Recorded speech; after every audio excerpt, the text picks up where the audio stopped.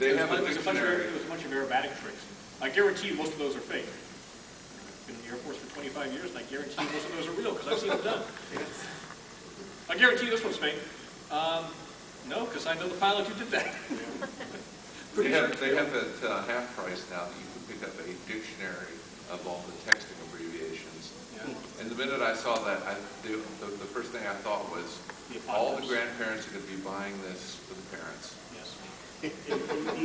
The memes change so quickly, things like that are outdated. Yeah. Yeah. Whenever I see things like that, I'm always reminded of the parents of the 60s who were trying to say, cool, this is very groovy, is it not? That's part of what's killing the newspapers is, on paper the next day is too late. Yeah. I stopped buying it. It's not news. I stopped buying pretty much dead-free computer gaming magazine. What's the point? There's anything in there I read 3 months earlier on the net. Does anyone else notice their attention span is shrinking? What? What were we talking about? I don't think they well, it's like Twitter with boring words underneath. Yeah. I don't use Twitter. Being explains I refuse to. You know, the texting dictionary is tangible irony. And you can pick up and hold. You know, one of my other favorites is the, I'm sorry to any Christian, the Jesus fish that eats the Darwin fish. And I'm like, but that's a Darwinian theory that the big fish eats, that's the evolution, guys. I'm just saying. I have a Cthulhu fish on my... Conversely, it's amazing how many people support evolution, support a 14 billion-year-old universe and a 4.5 billion-year-old Earth, and expect that the weather is going to be the same tomorrow as it is today. It's warmer than it was 50 years ago. Yeah, and it's warmer than it was 15,000 years ago. And it's colder than it was 1 million years ago. Now, for most of the Earth's history, we didn't even have an oxygen atmosphere. Yeah. It's an aberration. This is our fault. Like, well, maybe some of it. You need a longer baseline before you jump to that conclusion. Larry Niven did a really good short story about the creatures that lived on Earth before the green plague, where the oxygen atmosphere wiped out the anaerobic life that existed prior to it. Yeah. Actually, did you read the thing about they did a core sampling up in the Antarctic, and they didn't expect to find much at the bottom of the core sampling, and they found live shrimp. Oh yeah, they actually found multi-cellular anaerobic creatures. Sure. But I mean, they weren't just bacteria anaerobic; they were little brine shrimp that were sea monkeys.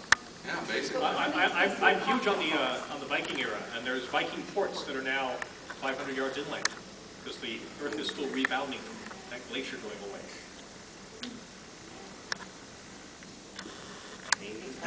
Yes. Change is inevitable, except for the vending machine. Pardon? And people say that's it, Is that the Creationist Museum? Yeah. Okay, I refuse to go there. I don't think I'd be able to keep a straight face. I don't think it's a requirement. I'd offend somebody. Yeah, I imagine that a huge proportion of the visitors are not.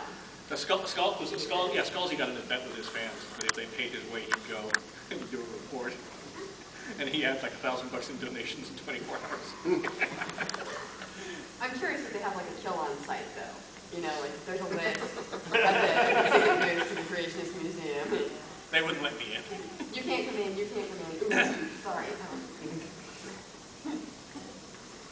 PJ Myers. I love the irony. I pointed out. Academy t-shirt and one. Yes. I pointed out to a very nice but hardcore creationist. I said, you realize the prehistory that you don't believe in is one of the best arguments against the global warming you don't believe in. You can't have it both ways. But you can't get in there and muddy the issue with facts and logic. It just, it puts it in conflict. But it's fun. It's fun to watch people try and come back to it. Here's the new one, and I thought I'd offend people with this. Bring it. It didn't offend most of my fans, but I grew up in Britain. We had government health care there, and it sucked. Moved to Canada, government health care. It was good at the time. Now they're paying for it. I had VA care here for a while until I realized the VA just kept shoving drugs at me and not actually fixing the problem. So I went to a private doctor. The U.S. healthcare system, originally, you don't use your car insurance for tire changes or wiper blades usage if you get an accident. And after you've had an accident, it's too late to call up and get insurance. During World War II, they made catastrophic health insurance tax exempt as a work incentive. And during the 50s, the unions kept promoting this and getting better and better coverage, and the non-union outfits had to offer similar coverage in order to keep parity. And eventually we got to the healthcare system we have. So if you don't like our current healthcare system, you should blame the unions, because they're the ones who created it. Conversely, if you like our healthcare system, the unions are the ones you should credit. Well, I thought that would get everybody on both sides of the aisle. And hammer the logic. Actually, it's a hideous oversimplification. It is, but... But that's the best way to start an argument. Yeah, I could argue. Let's you and him fight. My mother never worked, she has great health insurance for Ford Motor Company. And, Yep. But I work and I could pay for those. Given that I've spent the last 15 years in a life and death struggle with said health insurance system, and I'm in favor of some form of universal coverage simply because I would for once like to have somebody on the other end of that phone that I could vote for, that I could hold responsible, whose job doesn't get bonus pay for denying me coverage. But bureaucrats do, and you can't, they're not elected. So. Well, my wife is on Medicare, and I have private health insurance from my employer, and we basically have both of them covering her, and they constantly get in fights. Last year, each one wanted to not be the primary. This year, each one wants to be the primary.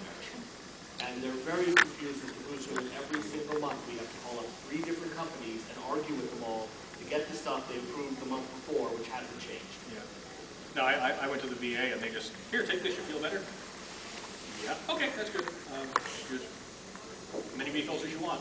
I'd kind of like to know why I wasn't feeling good in the first place. If there's something we can do to fix that. I've got severe asthma and allergies, which I developed after going to the sandbox and coming back. This waking up choking to death is not something I want to keep doing, and I don't want to have to remember to take pills to avoid it. I'm amenable to surgery if that'll fix it. You're just, I don't want to wake up going every night. Very picky. Would you feel better with this? I do, but we're having this. And finally, went to a private doctor said, "Yeah, you got a mess of allergies." "Oh, that's what's causing this." "Yeah, you're gonna need like 200 shots, but they're working." So Any questions towards the back? Theoretically about writing or authoring or other yes, So authors, what do you like to read? not my stuff. large royalties. Yes, pay to the order of. I just finished a book by, I think, David Weber called Off Armageddon Reef, which I really enjoyed. Oh, that was lovely. I haven't read it, but I have. I'm about to start the 3rd one. I didn't realize you were going to see it yet. There's 3 books Yes. in the series. Oh, bloody hell, okay, I know what I'm looking for. Milady He dictated them because his hands are messed up. So. Milady bought the 3rd one for me for Christmas. Okay, up to the improve. Yeah. I read a lot of nonfiction, history, warfare, strategy. I found some really weird stuff that's on my shelf when I get to it. One of them is Sex in the Great War, World War I, about the cross-dressing French officers and the sadomasochistic German officers. And it's like, that just looks, I never get that. Wait a minute, I've got one for you. Yes, this is before the internet. I've got one for you. You may enjoy this. I may lend it to you if you promise you to get it back to me. The title of the book is Napoleon's Privates. It's what it is it's a book of all the weird lost things in history. Wow. And one of them is, of course, the legend of what happened to Napoleon's. And there's like 60 different stories of what happened to it, and this guy has actually done the research and thinks he has found what has happened. Wow. Gee, I think I'd like to research a famous figure's reproductive organs. Oh, no, but the thing here is this became a political toy.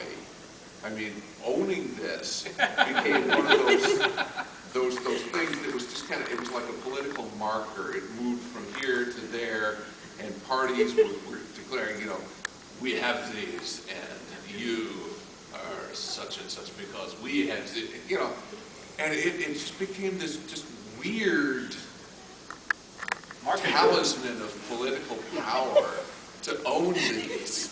And it passed into Russian hands. Wow. And it was bought by a New York banker I'm who just used doing to images. display them during. Oh, I thought you were talking about the book. You're talking about, wow. Yeah, no, this New York banker bought them, and I thought you were talking about owning the book was a political. no, the actual item. The original item. Yeah.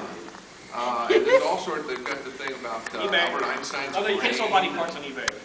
Warehouse